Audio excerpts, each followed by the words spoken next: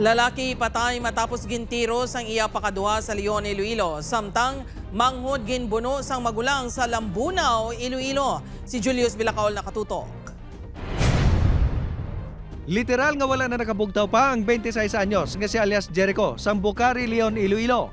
Ini matapos gintiro sang iya man lang pakaduha nga si alias Roldan, 36 anyos. Samtang nagakatulog pasado alauna kay ina sang kaagahon sa amuman nga barangay.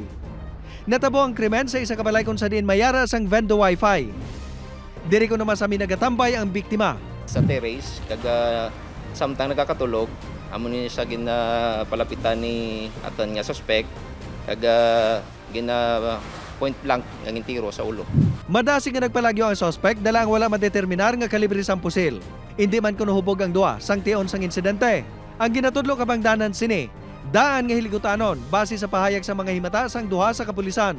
Apang wala gin detalye kung ano ini. Medyo sensitibo sarang grudges nga posible nga ginalinaan kang kaugot kang suspect. Sa pihak nga magpakaduha man lang, handa kuno ang himata sang biktima nga magpasaka sang reklamo batok sa suspect. Patay ang 41 anyos nga lalaki nga ginkilala kay alias Arman matapos ginbuno sa dughan samtang nagakatulog si Ebalay sa barangay Manaulan, Lambunaw, Iloilo kahapon sang hapon. Ang suspect ang iyaman mismo magulang nga si alias Alfred, 51 anyos, residente sa barangay Kabugaw sa amuman nga Banwa.